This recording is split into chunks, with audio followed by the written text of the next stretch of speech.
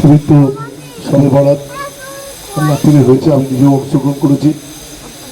আজকে শবে বরাতের দিনে চলছে, অনেকেই রোজা করে আছেন।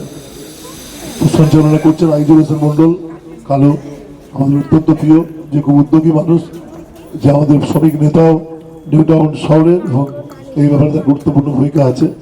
যার উদ্যোগে এটা হচ্ছে, আমাদের আরেকজন প্রিয় কাউন্সিলর, আমার কন্যা সহ, আমার অত্যন্ত স্নেহ মমতা মণ্ডল, যেও মানে বুঝতে তার কিছুদিন আগে তার বাচ্চা নার্সিংহোমে ভর্তি ছিল।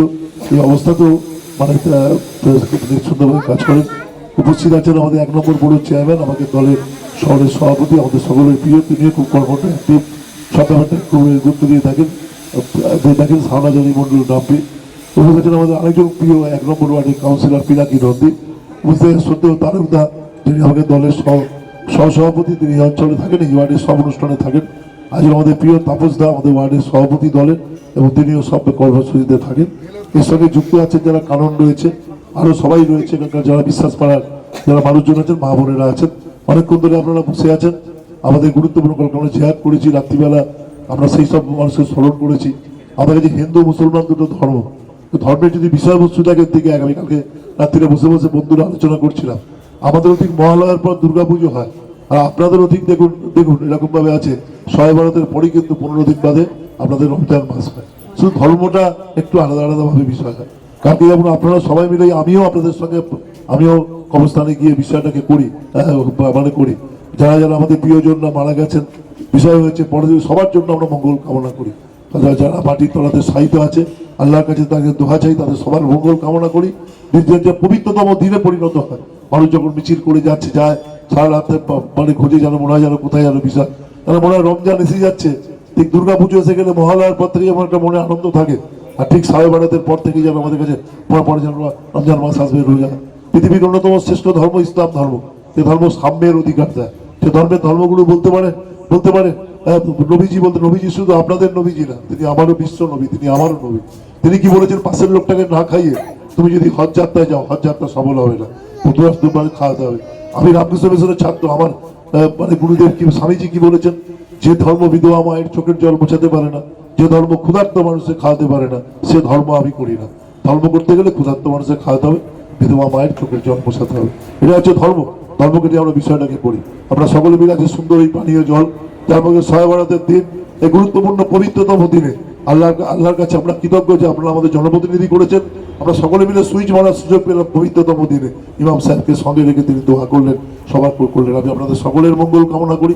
জীবনে আমরা কেউই চিরকাল বেঁচে থাকবো না, চিরকালে কেউ জনপ্রতিনিধি থাকবো না, কিন্তু বিষয়টার মুখে যখন দেখি, এখনো গিয়ে দেখি যে কোনো জায়গাতে বিষয়টা আছে, দেখে আমাদের মনটা খুব ভালো লাগে যে আমরা এই সময়, আমি এমএলএ ছিলাম, কেউ বড় চেয়ারম্যান ছিল, কেউ কাউন্সিলর ছিল, আমরা সকলে মিলে থেকে এটা আনুষ্ঠানিকভাবে শুভ সূচনা করতে পারলাম। আজ থেকে বিশ্বাস পাড়া খুব পুরনো পাড়া, আমাদের আটঘাড়া খুব পুরনো পাড়া, সেই বিশ্বাস পাড়ার মানুষকে জল দিয়ে আমরা বিষয়টাকে মানে পানীয় জলের ব্যবস্থা করলাম। এইটাই শেষ না, আমাদের মিষ্টি জল কয়েক হাজার কোটি টাকার স্যাংশন হয়েছে, কাজ চলছে। আমরা রাস্তাঘাট কাটবে বলে এক্ষুনি সবটা আরম্ভ করিনি, কিছু কিছু কাজ 12 নম্বর ওয়ার্ডেও আরম্ভ হবে, আরম্ভ নিশ্চয়ই একটা জায়গা হয়েছে। দেখবে সব জায়গাতে মিষ্টি জল ঢোকার সিদ্ধান্ত হয়েছে, সমস্ত আমাদের পুরো বিধানসভা, পুরো আমাদের এই অঞ্চল জুড়ে। ফলে এই জলটাও যেমন আছে, তার সাথে মিষ্টি জলেরও বড় কমছে, কয়েকশো কোটি টাকার কাজ স্যাংশন হয়েছে। দেখবে সব ওয়ার্ডে কাজ শুরু হচ্ছে। হয়তো 1 বছর 1.5 বছর লাগবে, যখন পাবেন কলকাতার লোকের মতো মিষ্টি জলের স্বাদটা আমরা পাবো। সকলকে আমি ধন্যবাদ জানাচ্ছি, এত সুন্দর ব্যাপার। আপনারা সবাই মিলে জানেন, আজকে যদি টিভি খোলেন, টিভিতে বাংলার মানুষ জয়লাভ করেছে। কোর্ট এখনো রায় দেয়নি, কিন্তু একজন মুখ্যমন্ত্রী, যিনি, যাকে দিল্লিতে বাঙালিদের হেনস্থা করার জন্য যে বঙ্গভবন আছে, সেখানে গিয়ে তাদেরকে সেই বঙ্গভবনে গিয়ে তাদের রেড করা হচ্ছে, কারা বাইরে থেকে তারা এসছেন। বঙ্গভবনে কারা গেছিলেন, যাদের নাম মৃত বলেছিলেন, তাদের নাম বিষয় করেছিলেন। মুখ্যমন্ত্রী ছাড়া কারোকে ঢুকতে দেবেন না, এরকম নাকি বিষয় করেছিলেন, মানে করেছিলেন। যিনি নির্বাচন কমিশন, তিনি নিরপেক্ষ না, তার নাম ভ্যানিশ কুমার, তার নাম আমরা ভ্যানিশ কুমার বলছি, লোকের ভোটের নাম বাদ চলে যান। তিনি কেন্দ্রীয় সরকার, বিজেপির এমনই ব্যাপার, তার মেয়ে জামাইকে ডিএম করে বিজেপি কিনে নিয়েছে। তিনি এমনভাবে বিষয়টা আজকে মুখ্যমন্ত্রী ইতিহাস তৈরি করেছেন, কোর্টে নিজে দাঁড়িয়েছেন, সুপ্রিম কোর্টে বলছেন আমার এখানে কে মোহাম্মদ আর এমডি লিখেছে বলে তাকে লজিক্যাল ডিস্টারবেন্সিকে ডাকা হয়েছে। কোর্ট আবার সোমবার দিন বলবে, কোর্ট বলেছে দেখুন, আমার বাংলা বুঝেন এমন মানুষ চ্যাটার্জি, আমাদের যেমন চ্যাটার্জি, আমরা অনেকে বাংলায় চট্টোপাধ্যায় বলি, আমার চট্টোপাধ্যায় কি চ্যাটার্জি আছে বলে তাকে সে বিডিও অফিসে পুরনো একজন মানুষ দাঁড়িয়ে আছে, তিনি বন্দ্যোপাধ্যায় বলে দেখুন আমার নামে ব্যানার্জি রেপ ওঠেনি বলে আমাকে ডেকে দিয়েছে সেই জন্য বলে বাংলা বোঝে না মুখ্যমন্ত্রী বলে এমন মানুষকে আজকে বলেছে সুপ্রিম কোর্ট আপনি তালিকা দিন যে অফিসাররা এটা শেষ করতে পারবে। সোমবারের মুখে তালিকা দিতে বলেছে, আবার চলবে আলোচনা এসআইআর নিয়ে আমরা লড়ে যাচ্ছি এবং আমাদের রাজ্যের মুখ্যমন্ত্রীর নাম মমতা বন্দ্যোপাধ্যায়, তিনি কোর্টে ফাইট করছেন, যাকে পুলিশ আটকানোর জন্য দিল্লিকে চেষ্টা করেছেন, যিনি নতুন পথ দেখিয়েছেন, আমাদের এখান থেকে পুলিশ গেছে। আমার লোককে নিরাপত্তা করার জন্য কেন্দ্রীয় সরকার না আমার রাজ্যের পুলিশ যাবে, ইতিহাস তৈরি করছেন আমাদের মুখ্যমন্ত্রী, এই ইতিহাস তৈরি করছেন। এই বাংলা বাঙালির নাম বাদ দিয়ে দাও, হিন্দু মুসলমান বাংলা ভাষায় কথা বলি সব মানুষের নাম বাদ দিয়ে দাও। এই বাংলাকে এরকম ভাবে করার ষড়যন্ত্র করার চেষ্টা হচ্ছে। এই সবাই ভারতের দোহা করুন মুখ্যমন্ত্রীর জন্য। আজকে তিনি যেভাবে আজকে কোর্টে গিয়ে দাঁড়িয়ে সওয়াল করলেন, আবার বললেন আবার সওয়াল করুন, আবার দাঁড়িয়ে বারবার বিষয় করুন, সারা ভারতবর্ষের মানুষ তাকিয়ে আছে। আজকে এবিপি আনন্দ বলতে বাধ্য হয়েছে না, সত্যি এই বিষয়টা হচ্ছে খুব এই বিষয়, বাঙালিদের নাম বাদ দাও, বাংলা বাঙালিদের নাম বাদ দাও।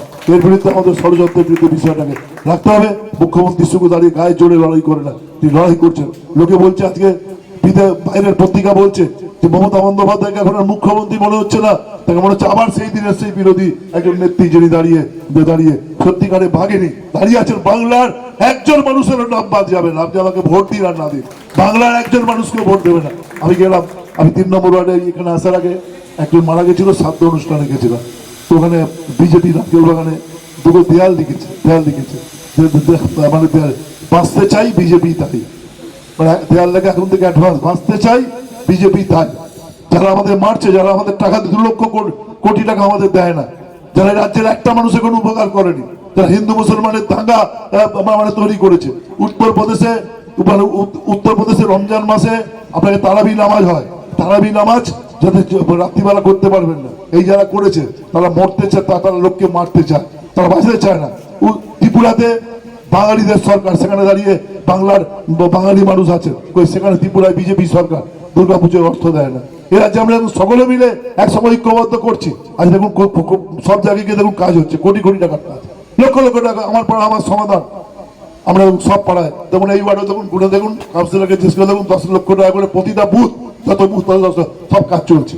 এই কাজ ওখানে, এখানে কাজ, বাঁচতে চাই, বাঁচাতে চায়, কারা বাঁচতে চায়? পশ্চিমবঙ্গের মানুষ বাঁচতে চায়, ওদের হাত থেকে বাঁচতে চায়। যে বিজেপি আরএসএস যারা ব্যাপারটাকে এরকম ভাবে করছে, লাস্টে দেখেছি যদি তোমার ক্ষমতা থাকতো ভোটার লিস্টকে নাম বাদ দিয়ে বিষয় করো, কিছুতেই হবে না। বিজেপি আগের থেকে কমবে। আমাদের লড়াই ক্ষমতায় আসার জন্য না, আমাদের লড়াই বিজেপিকে আমরা একটা, আমাদের নেতা বলেছেন অভিষেক বন্দ্যোপাধ্যায়, একটা সিট হলেও বিজেপিকে আমরা গতবারের থেকে কমাবো। বিজেপি যখন বিধানসভা ভোট হবে, বিজেপি গতবারের থেকে কম আসন পাবে। এই লড়াইটা আমরা এখন থেকে শুরু করছি। অনেক বিজেপি সমর্থিত মানুষও কিন্তু ওদের এই আকার আচরণ বুঝতে পারেনি, মানুষ লাইন দিয়ে মানুষ করেছে। আমাকে কিছু মানুষকে নাম বলে মানুষকে পায়ে ধরতে হয়েছে, সব বলছিল আমরা যাবো না, পদ অবরোধ করে দেবো। আমরা এই কাজটা করবেন না, ওরা চাইছে রাষ্ট্রপতি শাসন জারি করে মমতা ব্যানার্জিকে হাঁটিয়ে দেওয়া, ওরা চাইছে যাতে ভোটার লিস্টটা পাবলিশ না হোক। এই টাইমে পা দেবেন না, একটু কষ্ট করুন। সব মা বোন কষ্ট করে গেছে, আমি ডাম্পি সব ছিলাম, কালকেও ডাম্পি ছিল।